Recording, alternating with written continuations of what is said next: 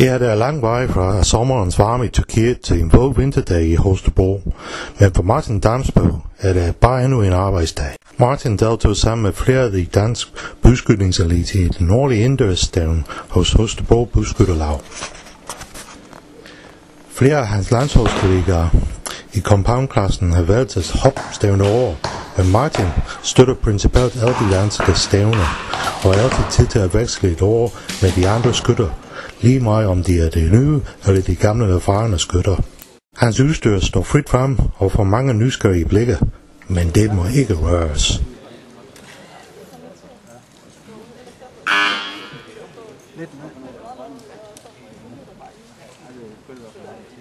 Under skydning er Martin altid dybt koncentreret, og det er vigtigt for ham, at han altid præsterer sin bedst, selvom stævnet ikke har nogen betydning for den internationale rangliste.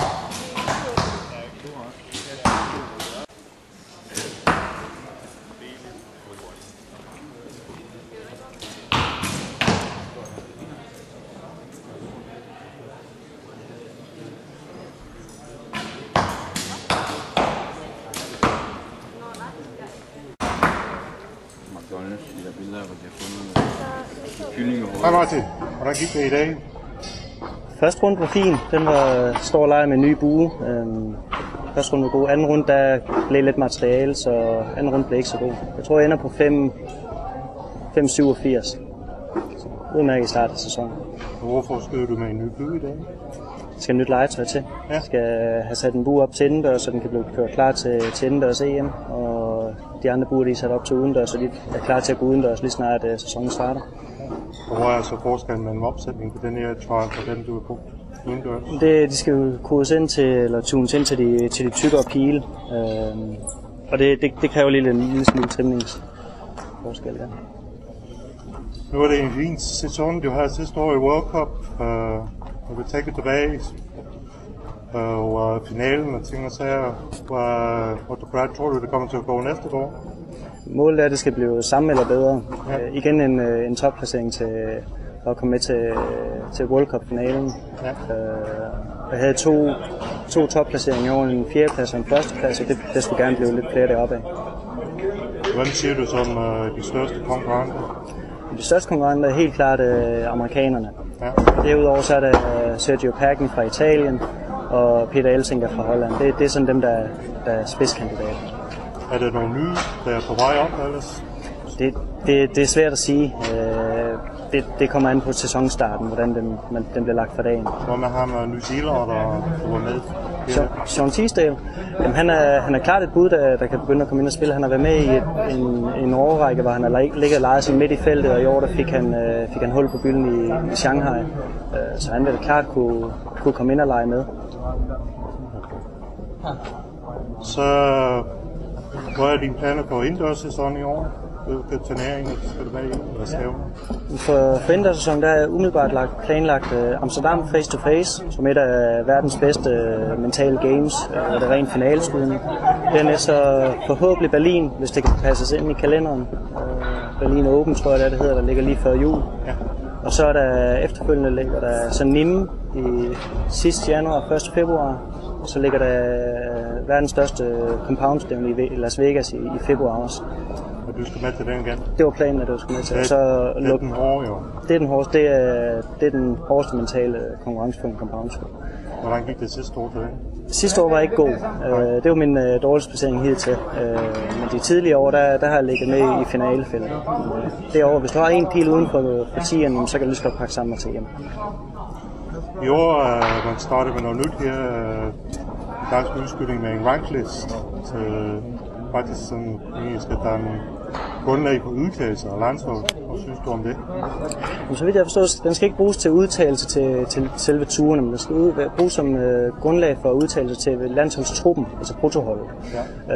Jeg tror helt sikkert, det vil være en vinding for alle parter, både for forbund og for skytterne, fordi lige pludselig så har du kan skyde et snit på hele din sæson. Dine 4 højeste stævner kommer til at gælde til en total score, og derved så får vi de bedste på sæsonen til at danne hold.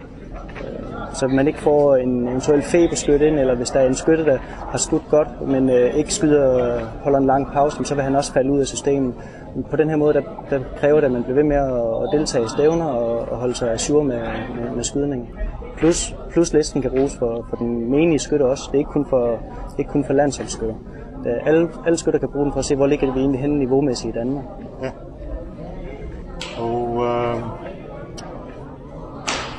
jeg så, at du havde en Apex med den anden dag, men det er Triumphen, du var sat på i fremtiden? Jamen, målet er klart, at det skal være Triumphen. Ja. Med mindre Matthews, de kommer med nye targetbuer her omkring december, så det kan være, at der er noget nyt spændende under solen. Hvis der noget rygter, ved man, om der er noget? Nej, der er kun ganske få personer, der ved det. Det er dem, der bygger det, ham, der har designet det. Derudover er der ingen, der ved noget som helst. De har lige lanceret deres jagtbuer, som ser ekstremt interessante ud, og de kører videre med Z7-serien.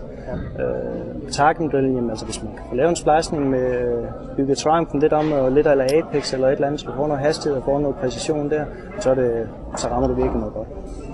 Hvad med de nye pile, du skyder med Carbon Express nu? Er du ved at være glad for dem? Jeg skiftede sidste år til nytår til Carbon Express frem for Eastern, for der skulle ske noget nyt. Jeg blev ekstremt glad for, at de er ekstremt nemme at få tunet ind. Du har stor mulighed for at tune i spidsvægt og lege i sparring med hensyn til pilelængde og det. Min score er ikke gået ned efter jeg skiftede over det, tværtimod gået op og blev væsentligt mere stabil, for jeg kan fintune pilen væsentligt bedre. Der kommer så, sidste år skød jeg med prototypen af den nye X-Buster, der kommer her til november-december fra Carbon Express, som er et specielt design til at skyde i hovedsageligt stramitmotter, og ellers også bare altså en indestructible arrow. Den skal ikke kunne ødelægges. Det er designet bag det. Er det noget, der faktisk kun er eliteskytter, eller faktisk frugtskytter og ting og sager? Jamen, altså det er selvfølgelig i et lidt dyrere end skaft. Men når du så investerer dem i frem for et alurør, når du har skudt en sæson, halvanden sæson med den, så vil du begynde at kunne mærke, at den bobler lidt, den bliver en lille smule skæv, og den mister lidt sparring. Carbonpilen, den arbejder på en helt anden måde, den bliver jo ikke skæv, og du skyder ikke sparringen ud af pilen, så vil du investere i en dyr pil her, så kan du måske skyde 2 eller 3 sæsoner med den, før du behøver at skifte den. Så det er klart noget for den ene skytte også. Det er en højkvalitets skaft, som også holder længere tid. Ja. Hvor med på release-siden? Bruger du stadigvæk?